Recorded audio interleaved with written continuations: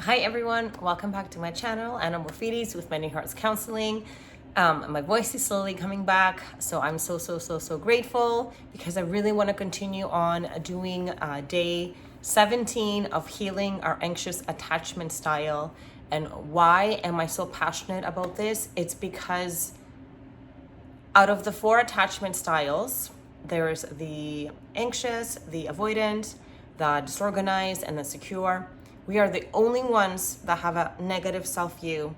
And this is what makes us, as adults, clingy or needy. We are in constant need of validation from anyone outside of ourselves to allow us to feel something positive about us. And that is really exhausting because we are constantly giving our power away. And that's why we become doormats, people pleasers. We tend to say yes when we want to say no. And we are constantly ruminating and not able to understand why isn't someone able to stick with us. So when we realize that 15-20% of us that has acquired the insecure attachment style, and nobody escapes attachment style. Attachment theory is just such a powerful thing to know, much like the theory about gravity or the theory about the laws of energy. Like, there are certain things in this world that when we get to know, we make sense of things that are taking place, and we stop putting the blame on ourselves that there's something wrong with us and why is this happening to me. So we now rephrase that and we say, why is this happening for me? And the only reason why this is happening for us, because as anxiously attached individuals, especially in the dating world, I feel like my channel, I mean, this can apply to anything, but my channel, I think predominantly sometimes it talks about relationships, but that applies to anything. We date who we are, not what we want. So we want security, and we want connection, and we want love, and we want satisfaction. We want to be cherished. The only issue in that is because the way that the law of attraction works is by assertion, bringing in what we are, not what we want. So then what are we as anxiously attached individuals? We are anxious, right? We have a negative self-view. Therefore, we depend on other people to fulfill that role for us. That role that our primary caregiver, for whatever reason of their own, they were not able to fulfill for us. So it's not like our parents were bad. Maybe they lacked education, or maybe they worked a lot, or maybe they never received that love. But in our age of Aquarius right now, this is a really big job to break this intergenerational pattern so we can stop this running and chasing, especially in connections. But this can be even in friendships, even in work-related situations, in anything. So because we have this anxiety that lives within us, that we're bound to be rejected, we're bound to be alone, we're not good enough, we're not worthy, then we attract people to keep bringing that out of us, right? We date who we are. So we are anxious, so we date people that bring out anxiety. We have a negative self-view, so we date people that are reflecting that negative self-view right back onto us. And then it's our job to understand that they're doing us actually a favor. I spend my whole life trying to be like, why is this happening to me? Why are they treating me like that? I'm a good human, and I do this and I do that. And then when I went to counseling school and I took the test, because we all had to take a test, we took personality tests, we took attachment style tests, because they really wanted to understand who we were so they can help us heal. Because how can I help someone heal if I'm an unhealed version of myself? Which in my head, it makes so much sense. So my whole world made sense to me, and I'm like, that's why. It's because this is how I predominantly think and feel about myself. It's not the other person's fault. They're just a mirror to who I am. And that's why we are doing Mirror Work by Louise Hay. This is the best way to cultivate self-love and change our negative self-view into a positive self-view, so we stop needing it from other people. As within, so without. We're not going to be clingy, needy. I've heard it all from people, especially like in my romantic connections, I guess I would say, because the masculine energy has been the one that predominantly has shown me my wounds and my scars from my childhood. I'm needy, I'm too much, I'm crazy, I'm delusional, I'm... Some of them I can't even say on screen, it's so embarrassing. But while I was trying to make sense of that, now I understand why. Like, deep down inside of me, I actually did feel all these things about myself, because that's how I felt as a child. Because even through like workshops with, like through Oprah Winfrey, not in person, but like virtual ones that I've done, because I went to go see her and she's really big into inner child healing. She talks about this stuff all the time. Eckhart Tolle, who lives in Vancouver, done workshops with him. They all say the same thing. The things that we acquire in our childhood become our predominant way of thinking and feeling about ourselves. And because 95% of our nervous system is 95% is subconscious and autonomic, we're not even aware of it. And the only way that we can be aware of it is by how that dynamic relationship, whether it's a masculine or a work situation or a family friend, or that person that will be the dynamic relation to you, because they're going to poke you and make you feel everything, is the catalyst to your growth. So I understand this. And then today I felt like I was having like a bit of a challenging day, because there is a family member that is so close to me and I love so much. But then I know what I am doing to this person, because they're mean to me, but I understand why they're mean to me. Like, if their dialogue to me is like that, I can only imagine what takes place inside of them. So say like, if I was still my anxious attached self and I was going to go out and date, the chances that I was going to meet someone that will speak mean to me is really high, because I speak meaning to myself because I already have a negative self-view. So already my predominant thoughts about myself are going to be shitty. But I'm not going to attract someone who is a healed virgin. I'm also going to attract someone who is wounded, but he's going to have the opposite attachment style of me. They're going to be an avoidant. And by being an avoidant, they're going to keep continuing having me being my anxiety, because then I'm the chaser and they're the runner, until we both realize what's happening. Because also the avoidant has to eventually let go of their armor and all the uncomfortable feelings that they feel about emotions, because they were taught that emotions are not good to express as a child. So they've learned to just stuff them all and not address them because it's just too painful. So if both parties understood, then like that book says, keeping the love you find, then we'd both know what's happening, and then we'd heal our blocks and then live happily ever after. But we can only live happily ever after if we start to live happily ever after within here. And the best way to change that vibration, because even today, sometimes, yes, I understand even though why it's taking place, and I don't take it personally, because we're not supposed to take anything personally, because now we know people can only judge us to the extent that they judge themselves. And if someone is mistreating us, 99.9% of the time, their inner dialogue is reflective of their outer dialogue. Because think about it, like when we're a healed version of ourselves and we've healed our wounds and we feel so much love about ourselves and the world, there is no way that we would be mean to someone, because that wouldn't even be part of us anymore. So the best way to change that is through gratitude, raise our vibration. So as the David Hawkins diagram of human consciousness shows, the higher we go up in hertz, away from guilt and shame, which is like at the bottom at 30, 40 hertz, and it's like suffering, like we just bring in suffering, we rise up to gratitude. It's closer to like 500, I think, because love is 700 hertz. And then that's when we are in the flow of life, and we just experience everything as is. That's what it means to be in the flow of life. You don't make mean anything about yourself. You don't, right? Like the 4 agreements. like the book says by Miguel Ruiz, you don't assume anything, you don't take anything personally, because nothing is ever actually having to do with you, but everyone is acting out of their wounds.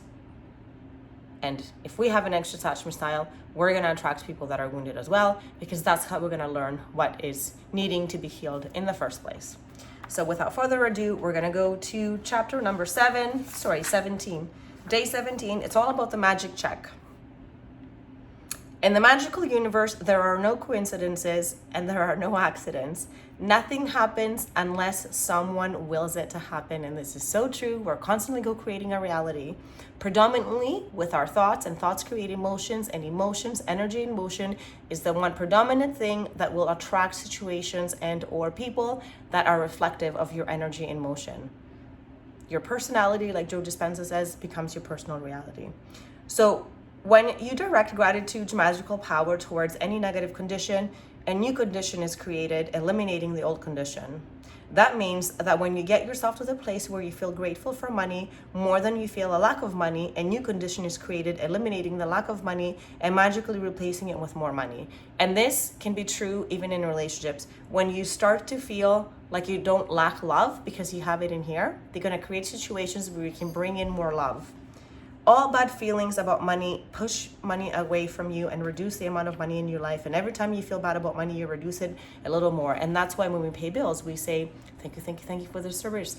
When you pay your taxes, thank you for whatever the city is doing for you. Like every time you spend money, just remember you're circulating it on earth, and we're paying for services. And I mean, that's why we work at the end of the day. So let's just enjoy everything that we make, because what's the use the other way? Like, right? It doesn't make any sense. But we are wired to be below the line, so we want not tend to complain. But now we know complaining will bring on more complaining, so we might as well just go into gratitude so we can have more things to be grateful for. So however difficult it may be, you may have to ignore your current situation and any lack of money you may currently be experiencing, and gratitude is the guaranteed way to do that. You can't be grateful for money and disappointed about money at the same time. You can't be thinking grateful thoughts about money and have worrying thoughts about money at the same time. Same with love or anything else in your life. Nor can you be grateful for money and have fearful thoughts. Oh yes, we already said that. When you're grateful for money, not only do you stop the negative thoughts and feelings that push money away from you, you're doing the very thing that brings you more money.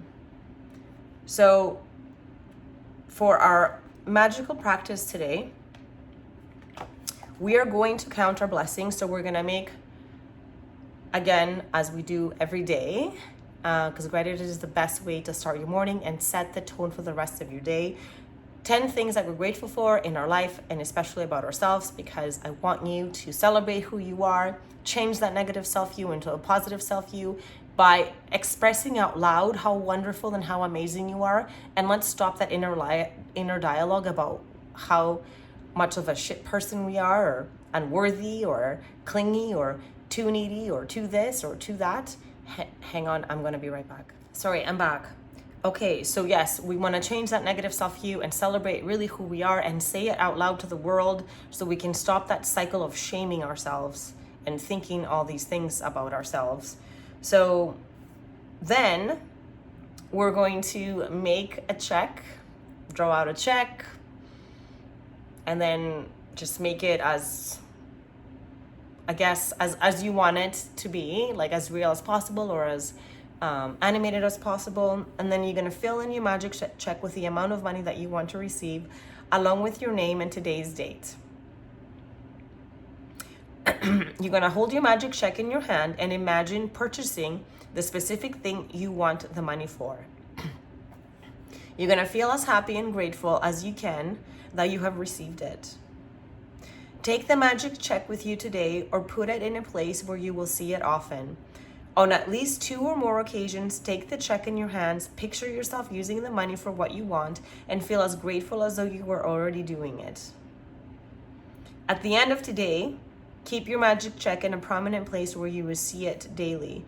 When you have received the money on your check, or if you receive the item you wanted to spend the money on, replace the check with a new amount for something else you want, and then repeat steps 2 to 4. I remember doing a check, and I don't remember what amount I put or where I put it, but I'm gonna have to find that.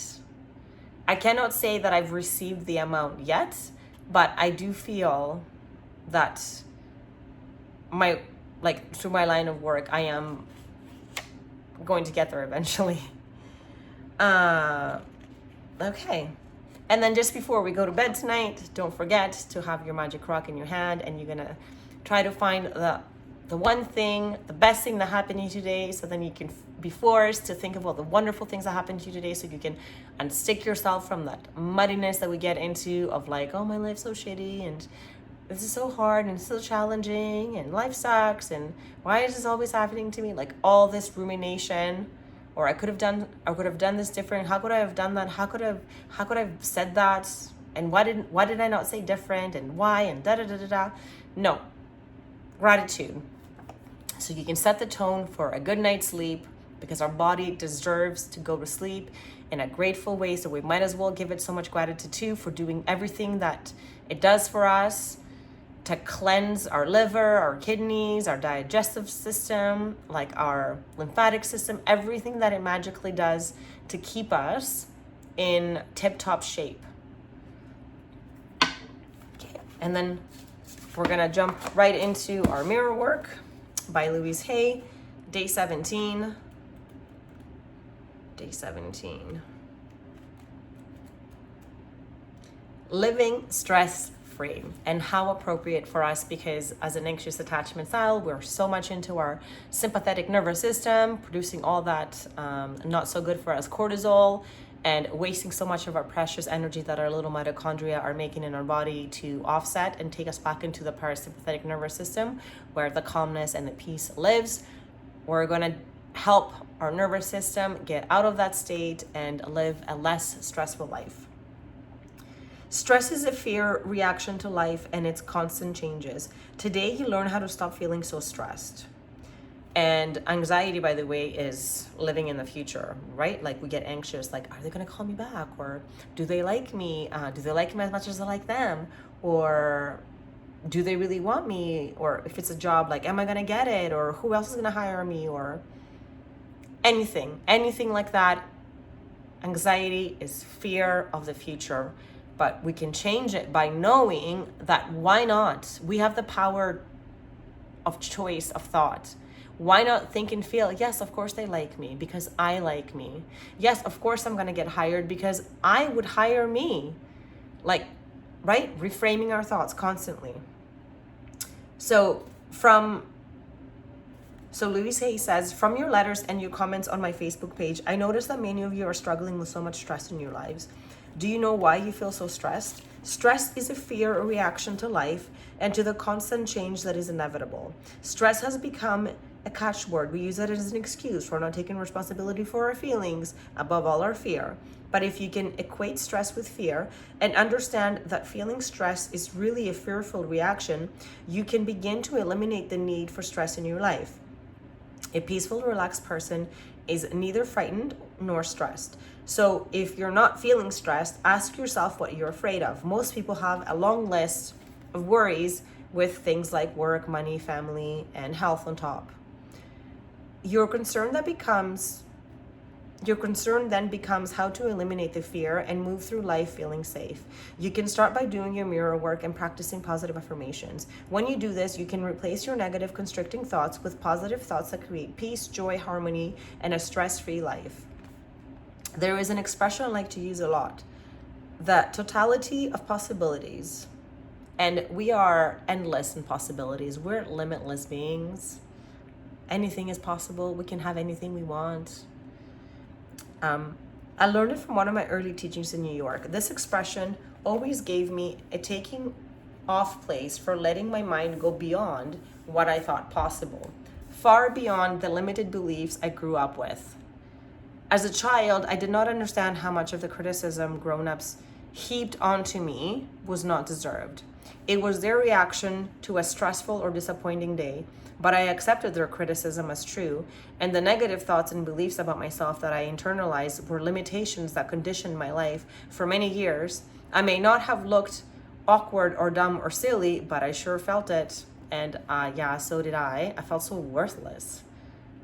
And when I think about that child, like under the age of 10, always just being like beaten or like called names, I just, like, I can just picture myself putting my head down and my heart literally like if you can picture like a little sad heart, I was like, why? Like, why? But it's not us. It's just the pain that our parents, also our primary caregivers, carried from their parents and so on. So most of our beliefs about life and about ourselves are formed by the time we are 5 years old. Many do say also by 7 as well, sometimes even 10, depending, because children live in the theta wave state until they're about 7 years old. And theta wave state is the state of mind where the subconscious is in alignment with. So that's when we're like acquiring all those core beliefs so nicely. They're like sponges, right? The subconscious mind is basically like predominantly just, that's why kids have such great imaginative play, because the subconscious mind is just so prominent and present, and it absorbs all these unhelpful core beliefs. So we may expand on them a little as teenagers and maybe a tiny bit more when we are older, but very little changes overall. If I were to ask you why you hold a certain belief, you would almost certainly trace it back to a decision that you made when you were a young child. So we live in the limitations of our 5-year-old consciousness. These limitations often stop us from experiencing and expressing the totality of possibilities. We think things like, I'm not smart enough, I'm not organized, I have too much on my plate, I don't have enough time. How many of you are letting limiting beliefs stop you? This about not having enough time runs in my mind all the time. So I'm constantly finding myself being like, nope, there's enough time for everything. Nope, I have enough time. I constantly like just reframe what wants to come through. So let's affirm, I become more confident and proficient every day. I become more confident and proficient every day. There are no limit to my abilities.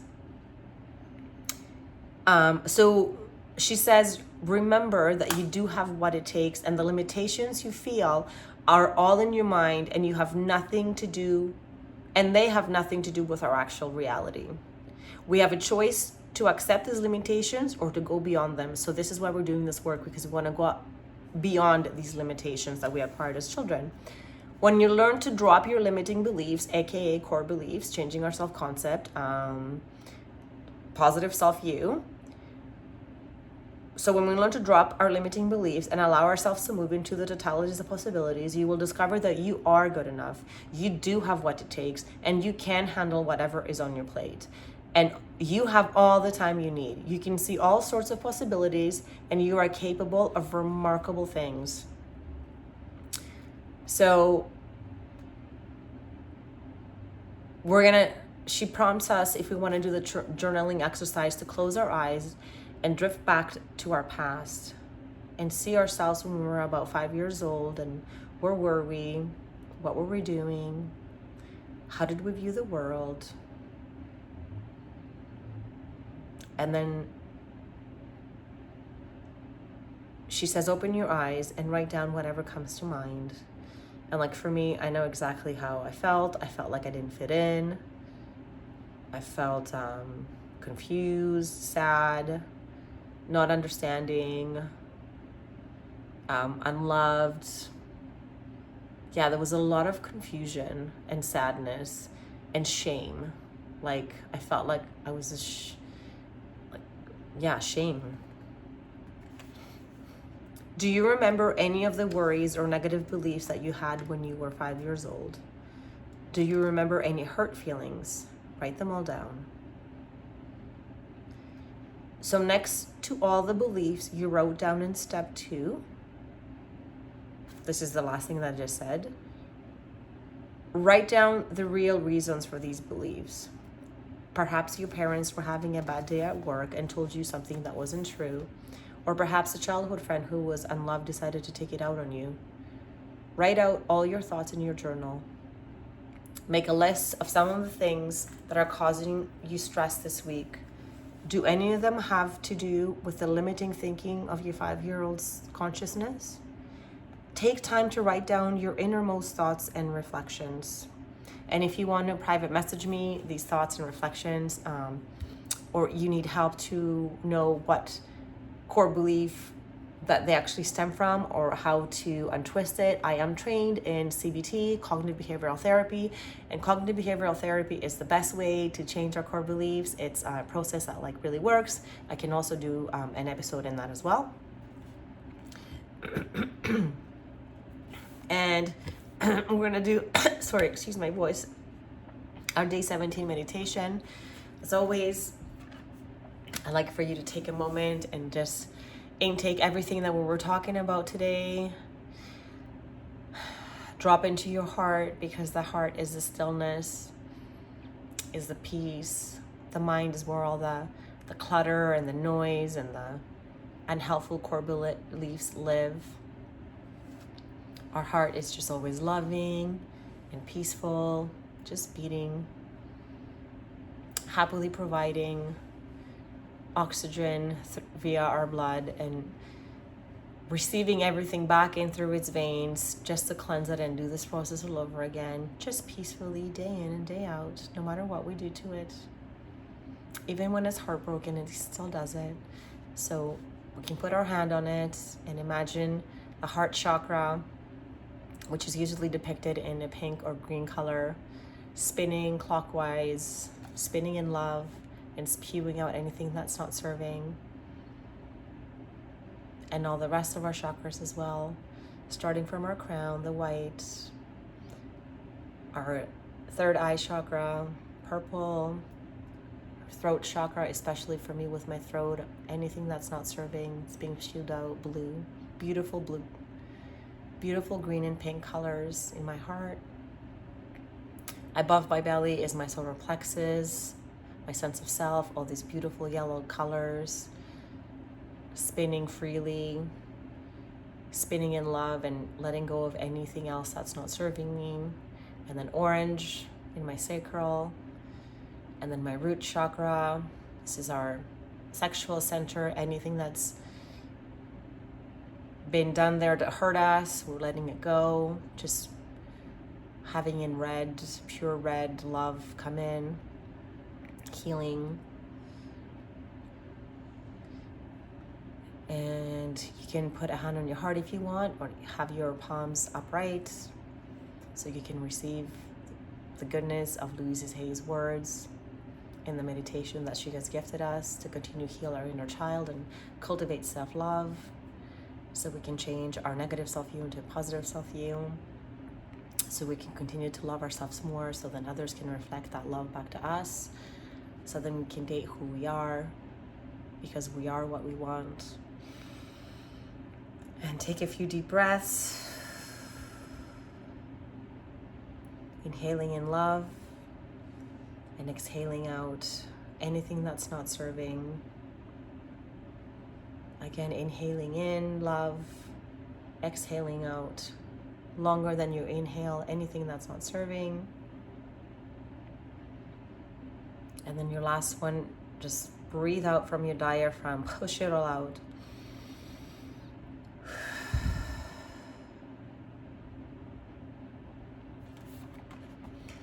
And here we go. Negative, fearful thinking only brings more stress into your life. Here are some affirmations you can say wherever you are, in front of your mirror, in the car, at your desk, when negative thoughts begin to surface. I let go of all fear and doubt. Life becomes simple and easy for me. I create a stress-free world for myself. I breathe in and out slowly,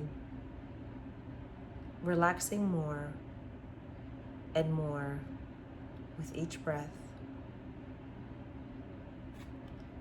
I am a capable person, and I can handle anything that comes my way. I am centered and focused, and I feel more secure with each day. It is safe to express how I feel. I love myself. I can remain serene in any situation because I love myself. I trust myself to deal with any problems that arise during the day. I really love myself. I realize that stress is only fear. I now release all of my fears.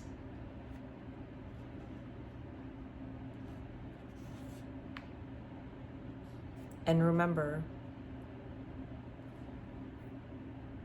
what the totality of possibilities means to you. Think beyond all limitations. Let your mind go beyond thoughts like, it can't be done. It won't work. It will never happen to me. There's not enough time. There are too many obstacles.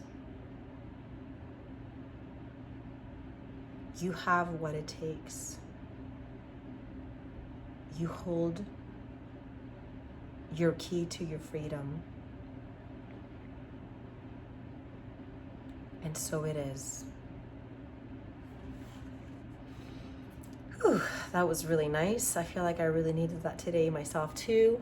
I hope you really enjoyed this day 17. I'm so proud of you for doing this work with me. If you still want to continue to lay and just immerse yourself in these beautiful feelings of gratitude and self-love, I invite you to do so.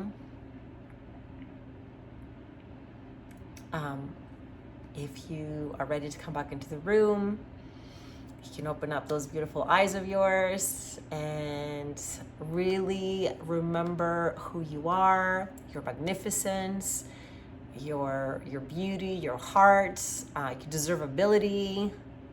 We were brought here to experience a life in an unconditional sort of way. And I'm so sorry that we are part of the population that acquired this anxious attachment style in the first place. But it's just part of the process, because if we didn't have an anxious, maybe we would have had the avoided one, and then we would have to heal that, or the disorganized one, and then we would have to heal that. So it's okay when we're gifted what we have, because we're not given anything that we cannot handle, so we can handle this, and together we're making a difference and raising the vibration on this beautiful planet Earth. And with that being said, my gratitude and my love to you. Thank you so much for everything, your support, your comments, your subscriptions. If you liked anything about this video, I would love for you to give it a thumbs up, and please do share anything. I love to hear from you, or any ideas on anything that you want me to make a future video on. And I will see you tomorrow for day 18. Bye.